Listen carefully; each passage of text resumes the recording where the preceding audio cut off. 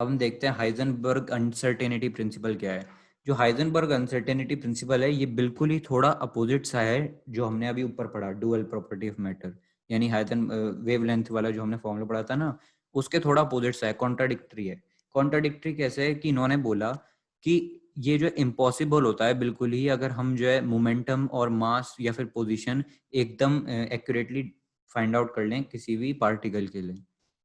यानी कि अब इसका मतलब क्या है, यानी कि अगर मुझे किसी पार्टिकल की पोजीशन या फिर मोमेंटम एग्जैक्टली फाइंड आउट करना है सेम टाइम पर, तो वो थोड़ा मुश्किल काम हो जाता है।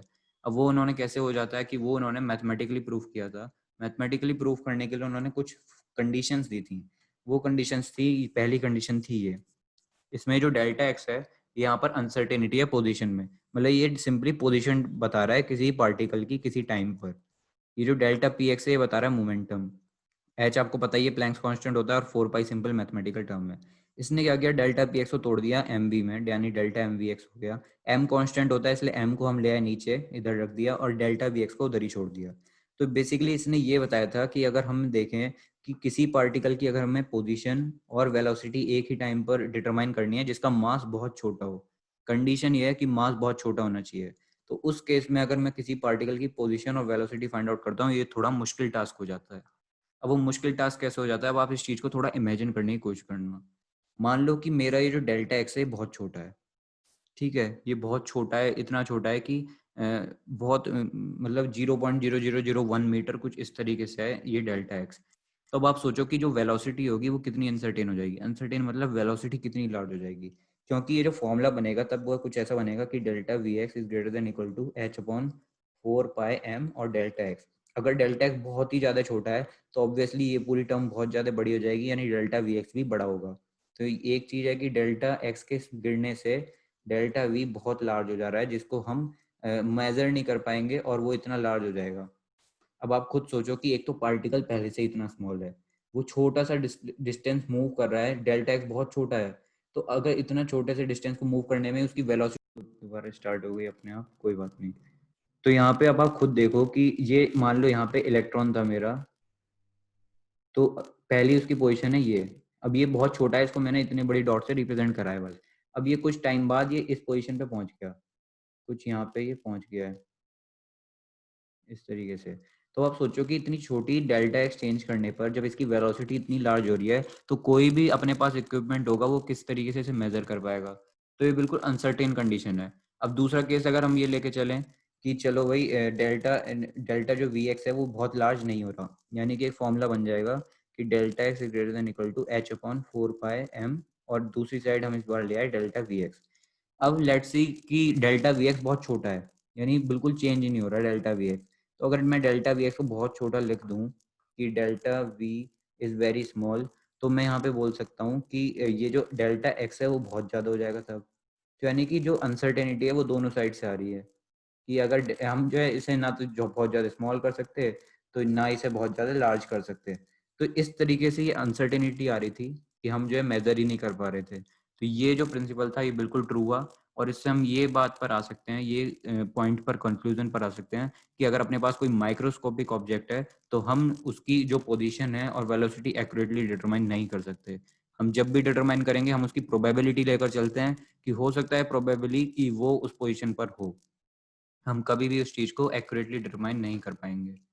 तो ये ही सबसे इम्पोर्टेंट चीज थी इस हाइजेनबर्ग अनसर्टेनिटी प्रिंसिपल की, कि अनसर्टेन हो जाती हैं वैल्यूज जब हम बहुत छोटे माइक्रोस्कोपिक ऑब्जेक्ट की स्टडी करते हैं, उनको स्टडी कर पाना बहुत मुश्किल होता है। तो यही फॉर्मेट लिखते चल रहे थे, और इसी के बाद आया था क्वांटम मॉडल ऑफ एटम।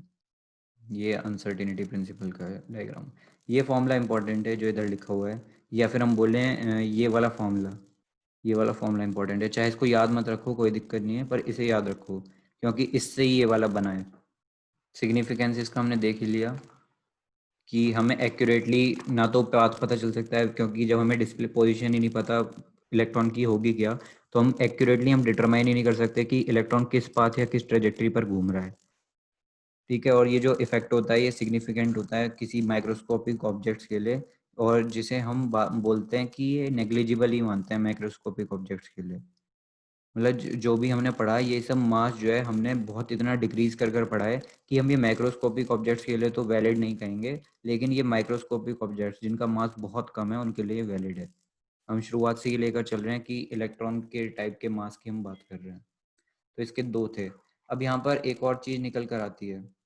हाँ, तो ये भी थोड़ा इंपॉर्टेंट सा पॉइंट है कि इसका मतलब होता है कि हम जो है कभी भी प्रिसाइज की बात नहीं करेंगे यहाँ पे, हम उस प्रिसाइज को चेंज कर देंगे प्रोबेबिलिटी के साथ। यानी हम बस अनुमान लगा रहे हैं कि पोजीशन और उसकी वेलोसिटी ये हो सकती है। हम कभी भी एक्यूरेटली या प्रिसाइजली कभी भी मेजर नहीं कर पाएंगे उसके, ना मोमेंटम को, ना वेलोसिटी को, ना पोजीशन को। तो इसी वजह से हमारे पास क्वांटम मैकेनिकल मॉडल आया था एटम का, वो भी हम पढ़ेंगे अभी फर्दर। उससे पहले हम जो एक क्वेश्चन सॉल्व करते हैं, फिर पढ़ते हैं एक और बार कि बोर का मॉडल भाई फेल क्यों हुआ। सो क्वेश्चन हमारे पास कि एक माइक्रोस्कोप है, उससे हम एक लोकेशन फाइंड आउट कर रहे हैं इलेक्ट्रॉन की, और डिस्टेंस जो हम लेके चल रहे हैं वो है 0.1 एंगस्ट्रॉम। 0.1 एंगस्ट्रॉम आप सबको पता चल लग ही जाना चाहिए, अभी तक आप क्वेश्चन जब प्रैक्टिस कर रहे होगे। 10⁻⁻10 मीटर हम इसको लेकर चलते हैं। ओके, तो ये ऑब्वियसली आपको पता होगी ये बात कि 10⁻10 मीटर 1 एंगस्ट्रॉम की वैल्यू होती है। तो हमारे पास यहाँ पर 0.1 एंगस्ट्रॉम गिवन है, तो हमसे पूछा गया है कि अनसर्टेनिटी बतानी है, what is involved in its velocity. तो बेसिकली हमें उसकी वेलोसिटी पे अनसर्टेनिटी पता लगानी है। फॉर्मूला था हमारे पास delta x into delta p is greater than equal to h upon 2 pi. ठीक है, h sorry h upon 4 pi. ये था, हम यहाँ से इस फॉर्मूले पर आए थे कि delta x multiply by m mass ले लो और डेल्टा वी ले लो, एम डॉट वी, और ग्रेटर देन इक्वल टू कर दो इसे एच अपॉन 4 पाई के। तो यहाँ से अपने पास डेल्टा एक्स और delta v greater than equal to h upon 4 pi. तो लास्ट में अपने पास ये वाली चीज़ थी, इसी का ही हम अप्लाई करेंगे यहाँ पर ये निकालने के लिए वेलोसिटी। तो अगर मैं यहाँ पे अब देखूँ तो डेल्टा वी की वैल्यू क्या बनेगी, डेल्टा वी बन जाएगा greater than equal to h upon 4 pi आ जाएगा, और मास में नहीं चलाना भूल गया, 4 पाई एम, और यह आ जाएगा डेल्टा एक्स। तो इस वाले फॉर्मूले की हेल्प से हम सिंपली अनसर्टेनिटी निकाल सकते हैं वेलोसिटी में। तो मैं पुट करता हूँ वैल्यूज। तो एच की वैल्यू होती है मेरे पास, लेट से डेल्टा वी इक्वल टू हो जाएगा 6.626 इंटू 10⁻⁻34 जूल सेकेंड। ओके, और डिवाइडेड बाय हो जाएगा ये 4, और पाई है अपने पास 3.14, और डेल्टा एक्स हमें पता है 0.1 एक्सट्रॉम है, यानी कि 0.1 इंटू 10⁻⁻10। और delta mass, mass of electron मैंने कहा था आपको याद रखना है, ये था 9 पॉइंट कुछ 10⁻⁻31 था लास्ट में, और 9.1 इस तरीके से मास ऑफ इलेक्ट्रॉन था मेरे पास। ठीक है, अब मैं इसको सॉल्व कर लूँगा और मेरे पास जो है आंसर आ जाएगा। तो अगर मैं इसे सॉल्व करूँगा तो मेरे पास डेल्टा वी जो है उसकी वैल्यू आएगी, एक मिनट मुझे कैलकुलेटर चाहिए यहाँ पे। सो ये आ रहा है मेरे पास 0.579 इंटू 10⁻⁷7। तो ये मेरे पास आ जाएगा दिस मीटर पर सेकेंड वेलोसिटी, या फिर मैं बोलूँगा डेल्टा वी आ जाएगा मेरे पास 5.79 इंटू 10⁻⁶ मीटर पर सेकेंड। ठीक है, तो ये इस तरीके से मैं यूज़ करता हूँ इस फॉर्मूले को, हाइजेनबर्ग अनसर्टेनिटी प्रिंसिपल को। अब आप खुद देख सकते हो यहाँ पे कि डेल्टा एक्स मेरे पास 0.1 एंगस्ट्रॉम है। ठीक है, इलेक्ट्रॉन मास देखो कितना छोटा है, लेकिन तब भी वेलोसिटी देखो कितनी आई है। स्पीड ऑफ लाइट आप जानते हो वेलोसिटी कितनी होती है, 3 × 10⁸ कितनी ज़्यादा वेलोसिटी है ये।